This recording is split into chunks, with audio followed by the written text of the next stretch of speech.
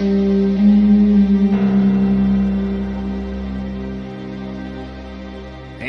welcome to the Roll Call Podcast. I'm Joe Aguirre along with JJ Vargas and Lucas Baldock. Our first official off-season episode is baseball obviously now finished for the season. Already the Yankees have made their first moves of this off-season. I don't think anybody was particularly surprised by this. The Yankees, it was a weird situation with Zack Brittons. They had to pick up his option for next season after next season in order to also take the option for next season. So Zack Brittons will be in New York for the next 2 seasons guaranteed, which brings up a couple of questions, guys. As you know, the last 2 seasons have ended with a pitch coming out of Chapman's hand. It's like deja vu. Question is, do the Yankees move Chapman to the 8th inning and have Zack Brittons close?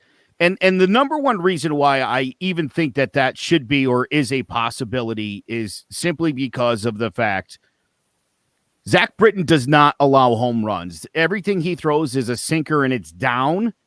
Guy hasn't given up a home run in like a year and a half. Yeah, Brittons more again. I love Aroldis Chapman. I've talked about JJ the Mariano Rivera effect, this idea that the guy's got to be perfect. But, I mean, 2 seasons in a row. I mean, you know, Mariano lost the 97 season for the Yankees. His first year as the closer. But then 98, 99, 2000, 2001, 2003, everything shook out well for Mariano after that. At least up until 2004, you could say. But then right up to the end, he was amazing. Do the Yankees, or at least, you know, you look at Tampa, JJ, 12 different guys saved the game. Do the Yankees maybe look at this more as who matches up best with who 8th and 9th inning? The way I see it, Joe, we've seen the same movie two years in a row with Chapman in the 9th, allowing a heartbreaking season-ending home run. And you got to switch it up. You can't, you know, what's the saying? Fool me once, shame on me. On you, fool me twice, shame on me. You know what I'm saying. You know what I mean? So we've seen it back-to-back years. You got to make the change because let's say the same scenario occurs in another year and it happens again. Who are we going to blame? We got to blame ourselves. So you got to give Brittons the opportunity to be in the 9th, give him confidence. You know, just because you're putting Chapman in the 8th doesn't take away anything from him. He's still a top closer in the game. But you see what happens. You just got to switch it up and see what the results come. Yeah, I mean, I think Brittons more than capable of closing. Obviously, he's a former all-star from that closer position with rival Baltimore over there. And I don't think there's any harm in moving Zack Brittons to a closer for this Yankees team. I mean, if you guys remember, towards the beginning of the season, he was closing, and I believe he was nearly perfect. I think he blew 1 save, but I think he had 8 out of 9 saves on the season while Chapman was recovering from COVID. But yeah, JJ's right. These playoff heartbreakers are definitely starting to hurt, and I think it's time for them to shake it up a little bit in that bullpen. Interesting. I definitely didn't think we were both going to be on board with that, and I guess then that brings up this question. Although I think this one's a little easier to answer. Any chance that the Yankees now package up, since you do have 2 closers, both making about $15 million a year? The Yankees are trying to stay under 210. If there's any chance of the Yankees going out and grabbing a starter or 2 or adding a couple other complementary bullpen pieces in the event, JJ, that they do maybe move on from Aroldis Chapman, your thoughts? If I'm the Yankees, you don't give up Aroldis Chapman. You know, even with the heartbreak, you know, he's a talent of itself. You know, nobody in the league is going to tell you that Aroldis Chapman isn't a top-tier closer in the game. You know, you got to live and die by the pitches he throws. But, you know, he's a stud out there. And, you know, I kind of see Brittons and Chapman kind of as a 2 running back committee or you're trying to run out the clock. You know, sometimes you got one guy that's hot and you got one that's cold, but you always want to have a guy that could pound it and keep the chains moving. I know it's a different sport, but the analogy I think still sticks. You know, both those guys are both capable of closing games in any given night. And that's always better to have the option of having 2 star guys compared to 1. So if I'm the Yankees, I do the best I can to try to keep both, but try to put them in a situation where they could succeed? Yeah. Well, here's my take. I think if the price is right, maybe moving Chapman would be not. I wouldn't say a good idea, but something the Yankees should definitely consider. The last time, obviously, we did trade Aroldis Chapman. We got in return what has become one of the best young baseball players in the entire league.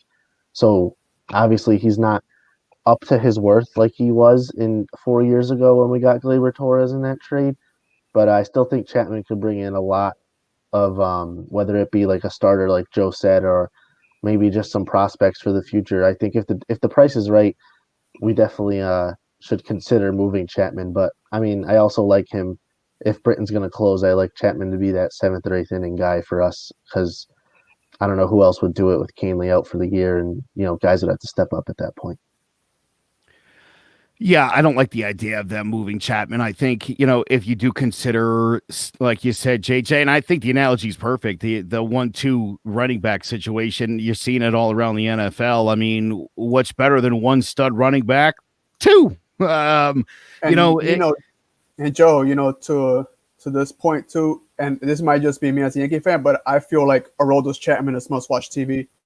I feel like when he's on the mound, he instantly gratifies all the eyeballs. You want to see him throw the 100-mile-per-hour fastball. You want to see what he's going to do. And like I said, unfortunately for us Yankee fans, he's brought a little heartbreak to us, but he's exciting to watch as any player in the major league.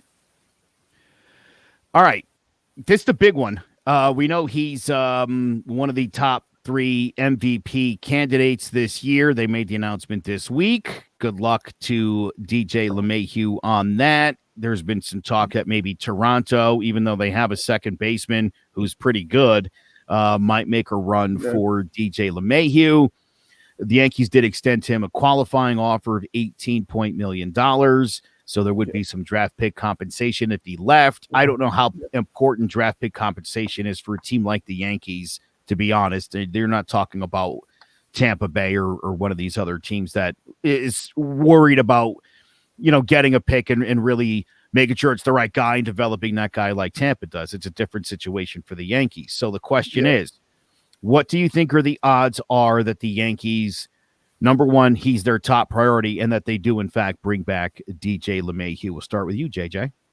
Oh, I was talking to somebody about this today. I think that bringing back DJ LeMahieu is priority number one for the Yankees. When we talk about the last couple of years, the most productive guy that the Yankees have had is DJ LeMahieu. Not only at the bat, but he showed how versatile he could be on the defensive side of the ball whenever guys have gone down due to injury.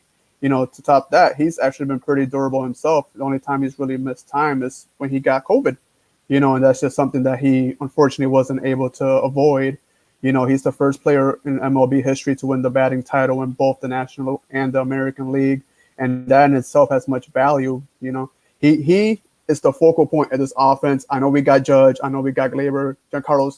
This offense runs by DJ LeMahieu, and he is the number one priority to the Yankees. And honestly, I'm going to call a spade a spade. Toronto wants DJ LeMahieu just to take him from us. They don't have no need for him.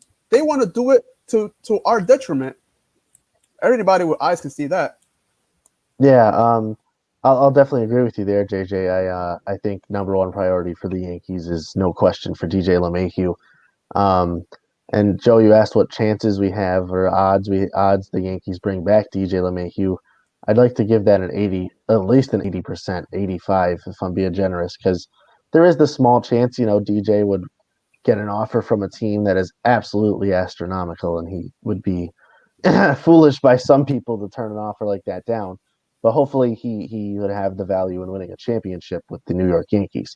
Also, I think that DJ should be number one priority for New York, because as a Yankees fan, I can't remember the last time we had a player finished top 3 twice in MVP rankings for 2 seasons in a row. So, can I just say too, if I'm DJ LeMahieu, do I really want to be pulling out my passport every other week living in Toronto?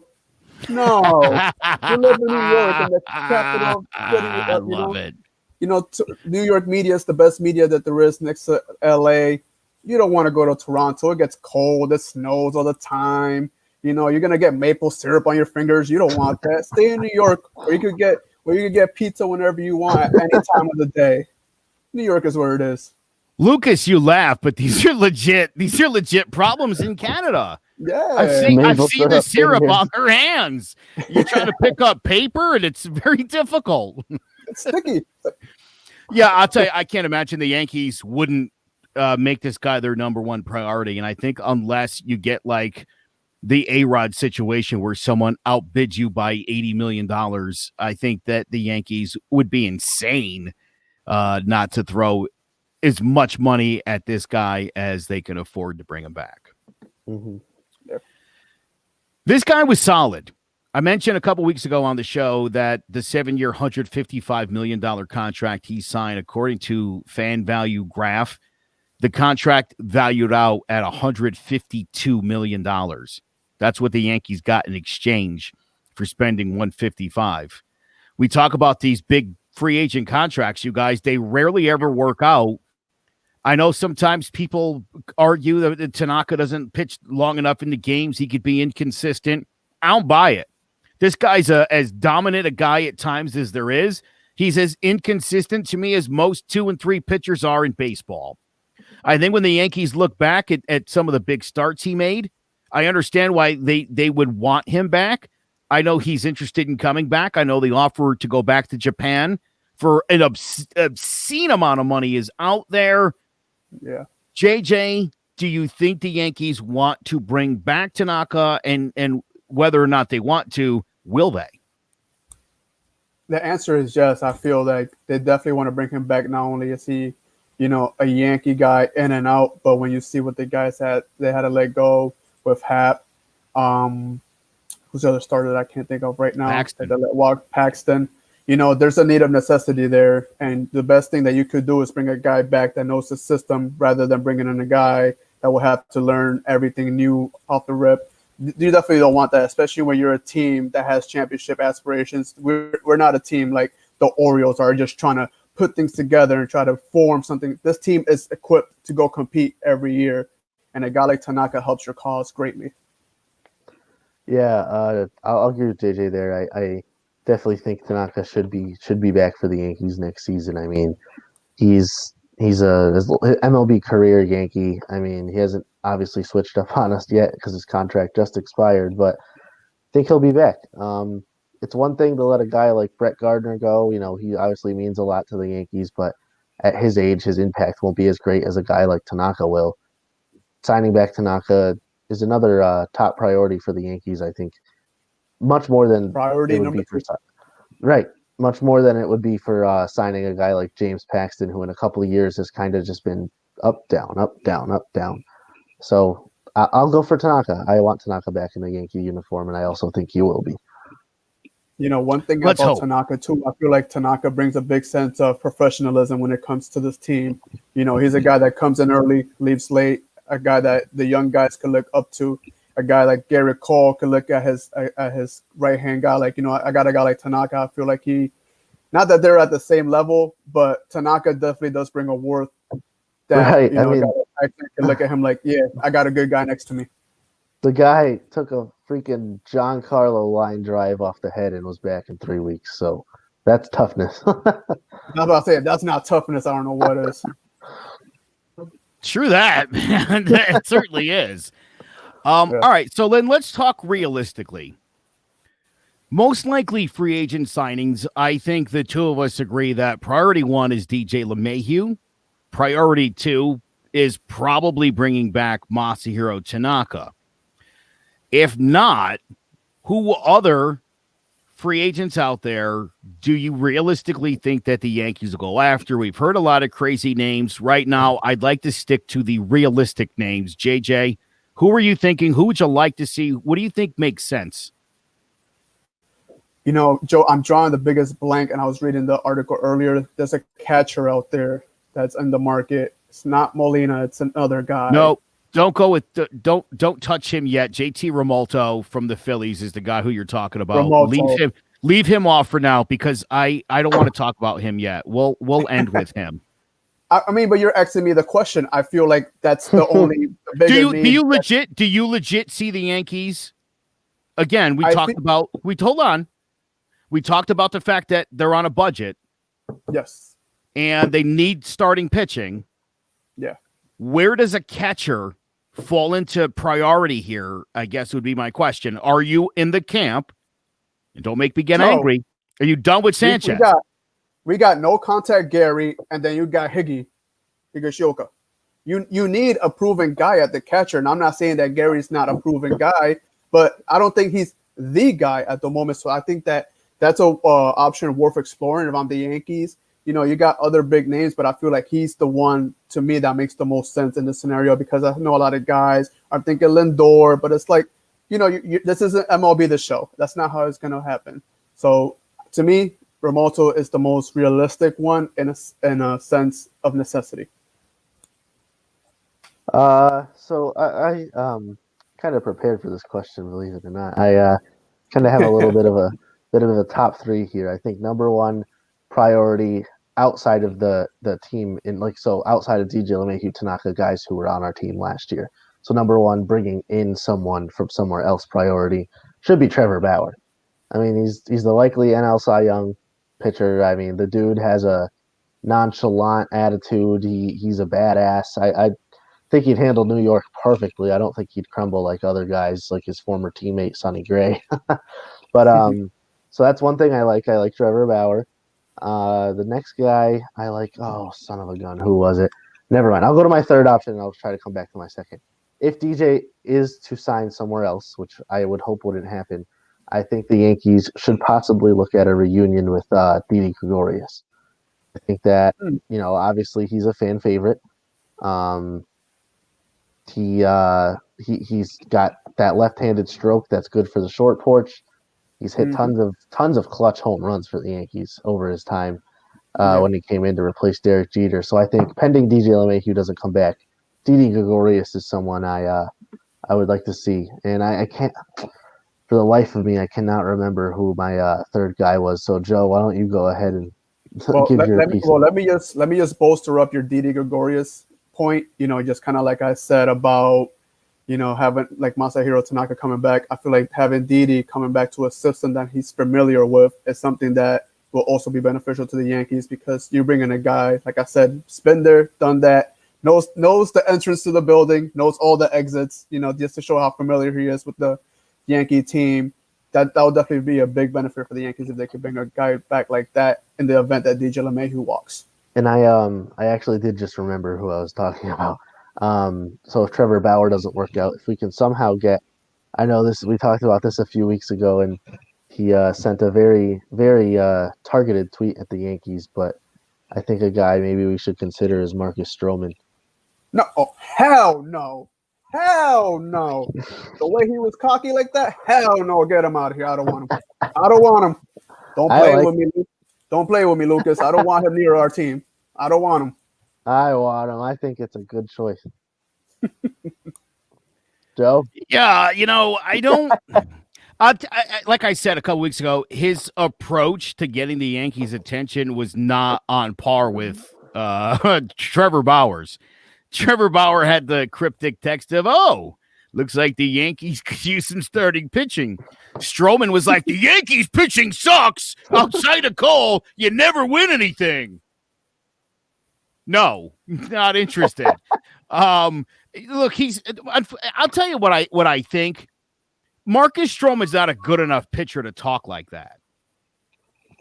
Yes. If Trevor Bauer had said what he said, I would have been like, he's not wrong, and he does speak his mind. Exactly. But the wrong guy said the wrong thing, in my opinion. And I don't think, everybody always makes a big, if Cole, I'm sure if you said, hey, want to win a championship with Trevor Bauer, I'm sure he could find it in his heart to get over whatever is going on between them or whatever the beef might be. Right, I mean, Trevor who Bauer cares? Trevor Bauer's recently spoken about that as kind of a fictional beef that the media is, bumping up just for obviously drama attention. So can I tell you a real beef that really happened? Babe Ruth and Lou Gehrig hated each other. They didn't speak. That went fine. I mean, that went fine. It changed. I mean, the 3-4 hitters are 3-4 because of Ruth and Gehrig. I mean, they changed baseball. They hated each other. Yeah, worked out. Look at Shaq and Kobe. They couldn't stand each other, and they made it work as well too. So, It's possible. It's definitely possible. Okay. I keep hearing this crazy nonsense, and it every time I hear it, I get angry.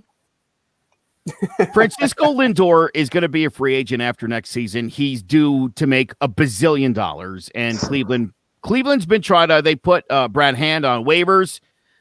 You could have taken him for $1. They're trying to clear payroll, and they're going to have an argument with somebody who was like, as I said, I don't think the Yankees are going to get Lindor, and he was like, Cleveland admitted they can't afford him. Well, Cleveland's never said anything like that.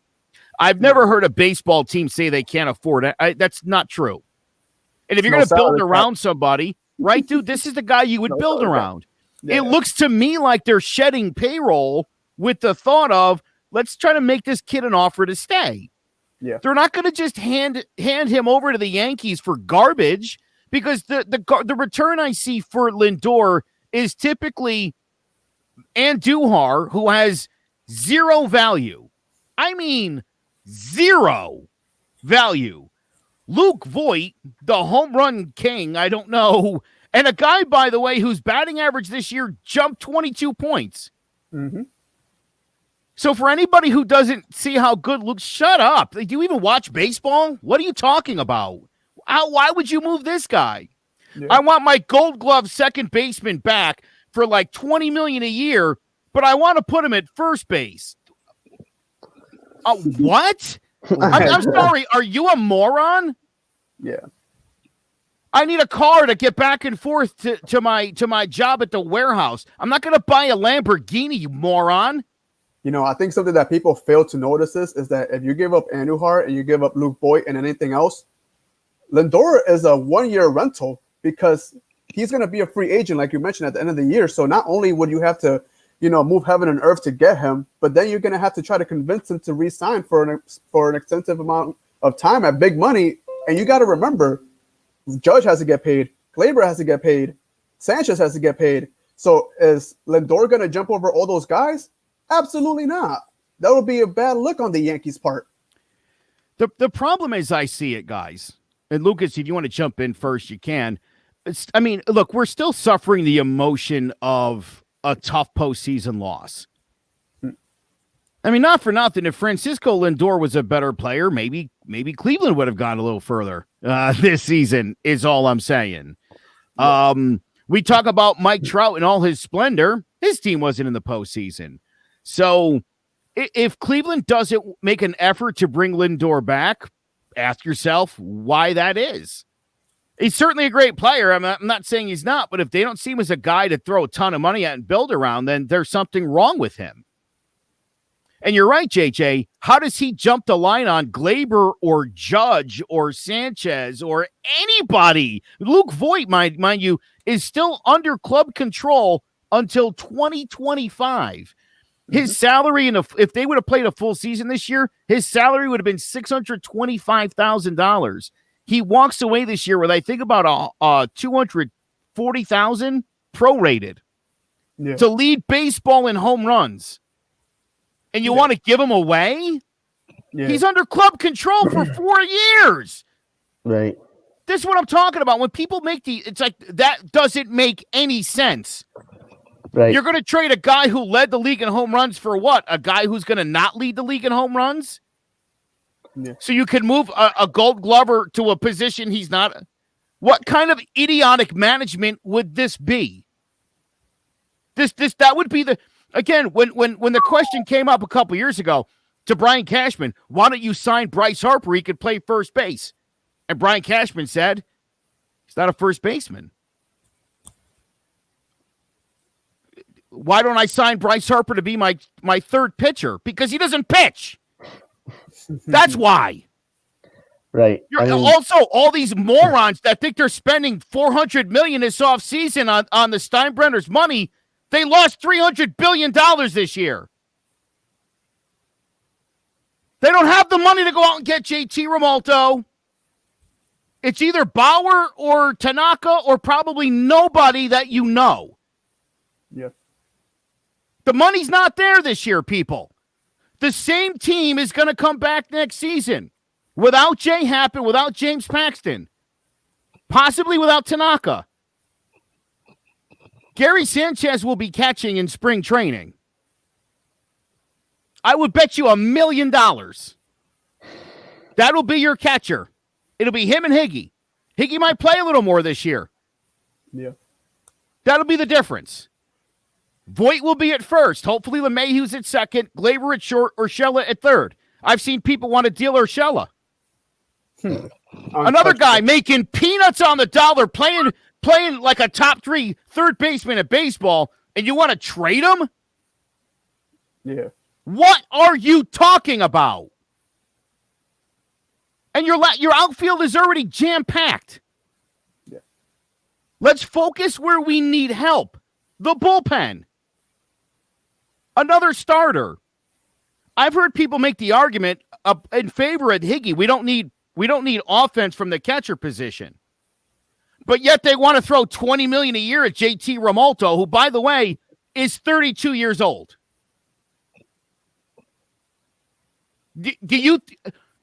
Who thinks that the Yankees are a better team if they get older? I lived through the 80s. It doesn't work.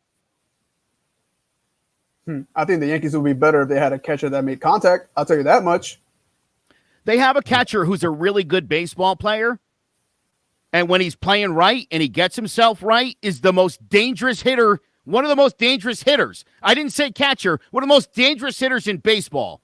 But when's the last time you saw that, Joe? It's on the Yankees to get this guy right. I agree.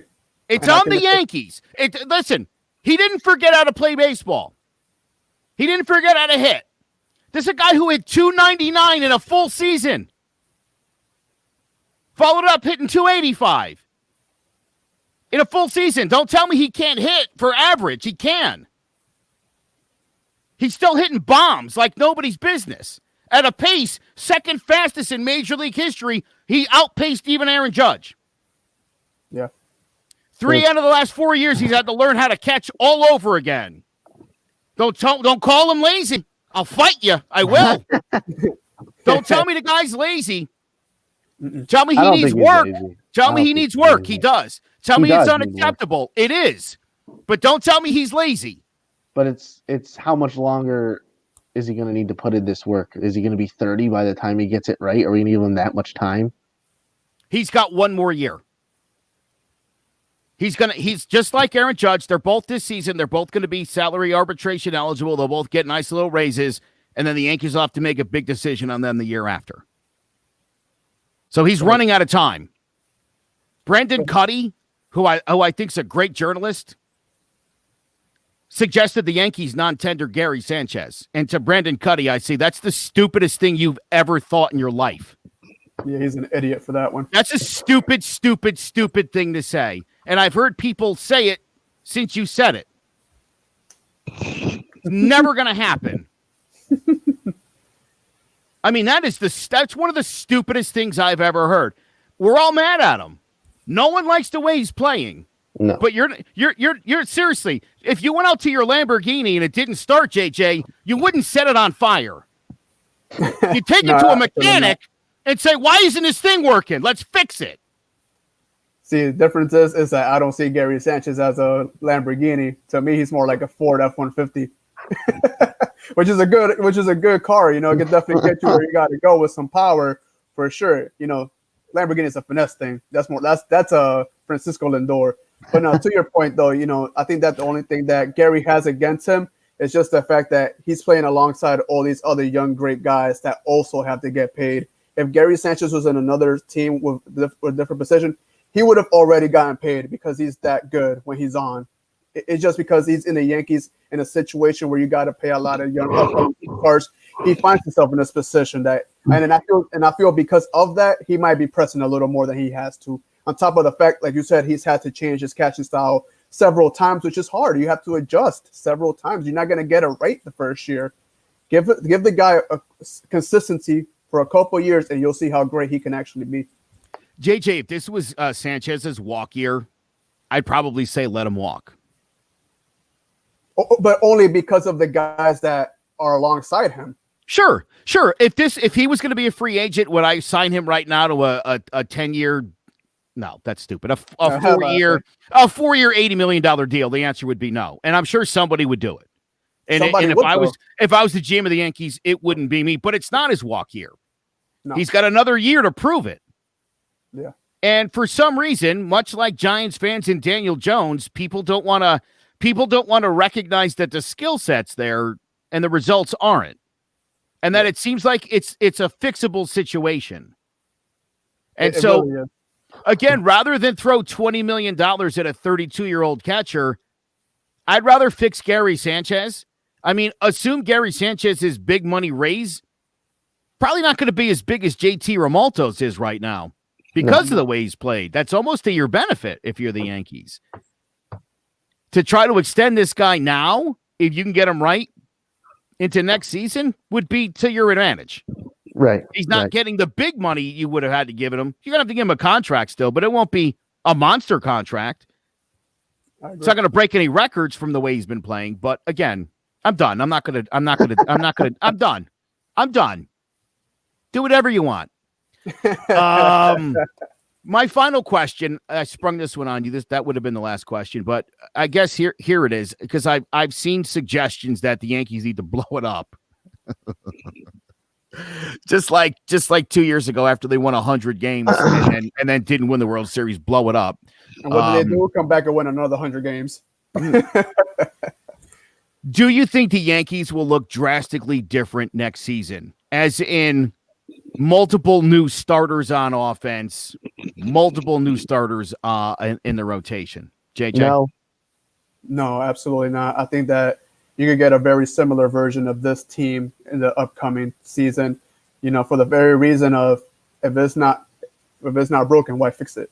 You know what I mean? This is a team that if this was another 162 season, this team would have easily won another 100 games and put themselves in another position to be in the playoffs.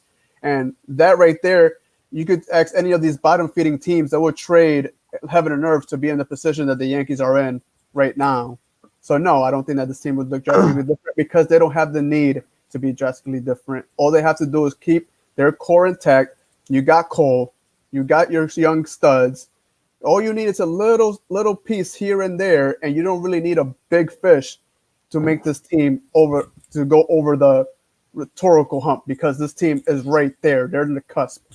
Right. I don't think the key to this team being successful is bringing in a ton of new guys, clearing house, firing Cashman and Boone and bringing in new managers and having a whole new first baseman, new third baseman, new left fielder, center fielder. That's not it. We do need a pitcher, but that's not drastic. That's not a drastic change. I think we need one more guy so we can have the 1, 2, 3 of Cole, Severino, and that third guy, whether it be Bauer, whether it be Stroman, whether it be someone else. But the key to this team's success next season is health. The Yankees got to stay healthy. Aaron Judge, in particular, has to stay healthy. Giancarlo Stanton, in particular, has to stay healthy.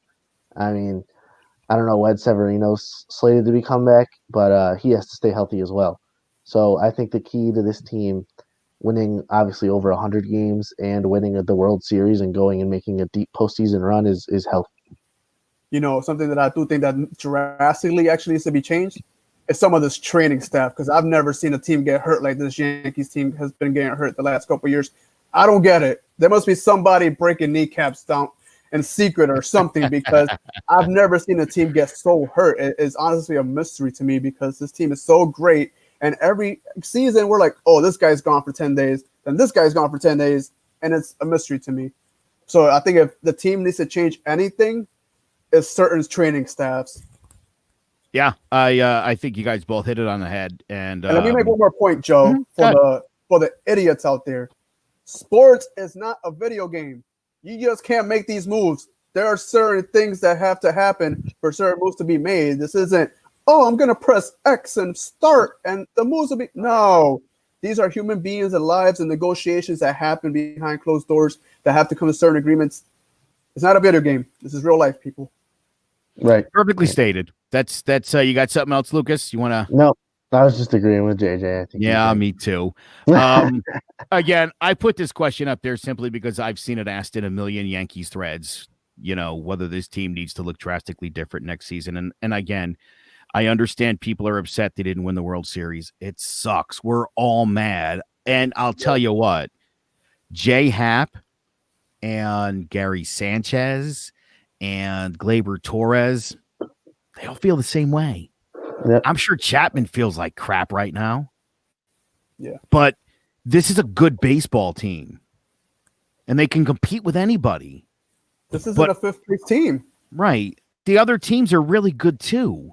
You know who is a fifth-place team? The Red Sox. Yeah, that is true. And take some solids in that. Last Christmas, we got Cole. This Christmas, I'd love a Bauer outage. Hey, that's a good one. Yeah.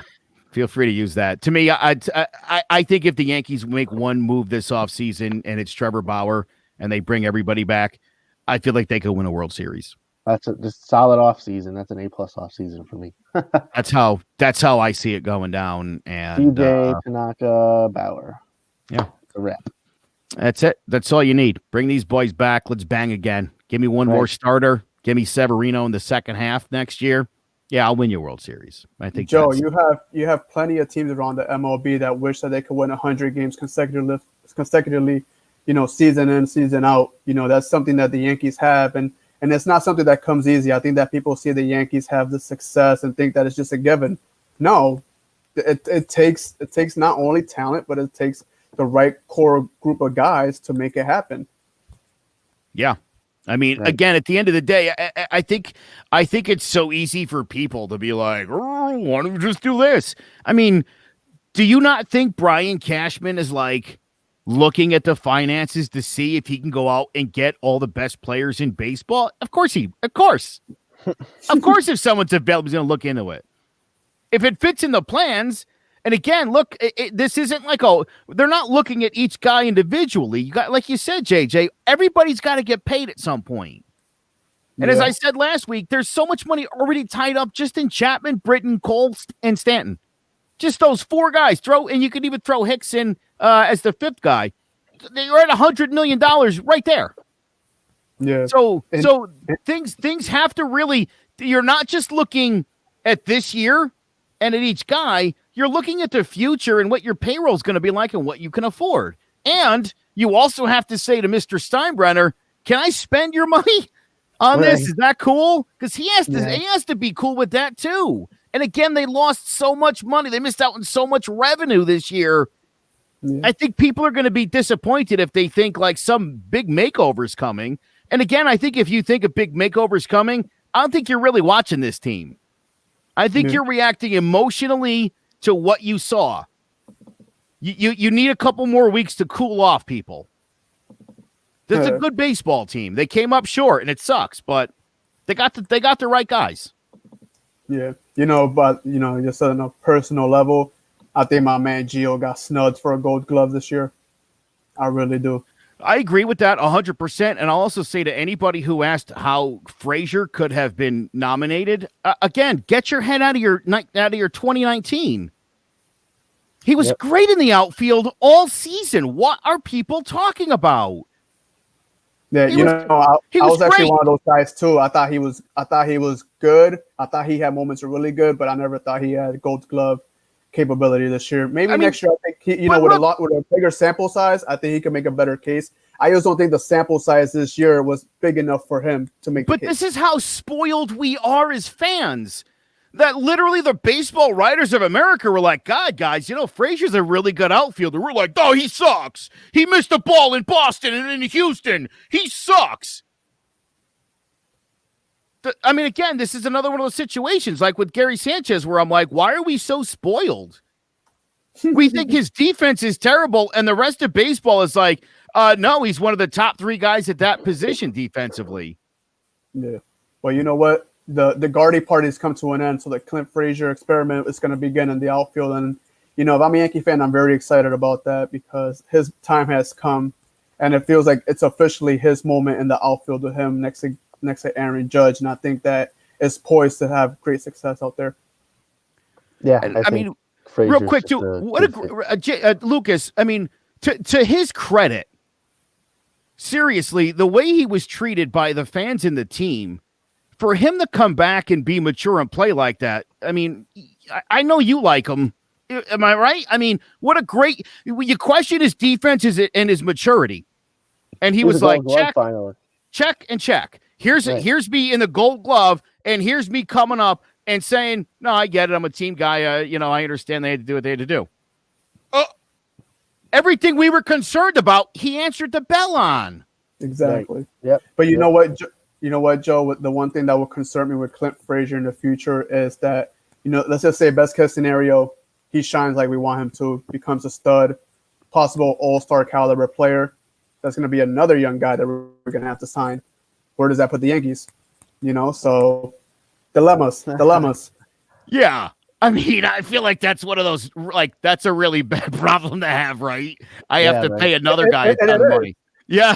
It is, it's funny how it is, but it's a good problem to have. It's a good problem to have because when you have guys like Frazier who have value, unlike Andujar, you can't always move a guy like that and get a nice haul back. Right. So it's to their advantage. Anyway. So what it reminds me of with Clint Frazier? I feel like the Yankees were the toxic boyfriend. And Clint Frazier's the good girl that just kept giving us chance, and we just, But hey, he decided to stay with it, so we're happy to have him. That's so funny, and it's so true. It really is very accurate. Yeah, and but thank goodness, thank goodness it worked out that way. All right, anyway, so that's this is what you're gonna get all off season. Realistic outlooks based on actual real world circumstances. Right. There you go. No Lindor, no mass overhaul. There you go. If something breaks, we'll be on it all off season. We're also over the next couple weeks going to get into some more detail, depth about the Yankees, the Yankee franchise, best players. We're going to have a really fun off season. So thank you for joining us for our first off season episode. For Lucas Balduck and JJ Vargas, I'm Joe Aguirre. We'll catch you next Thursday on the Roll Call Podcast.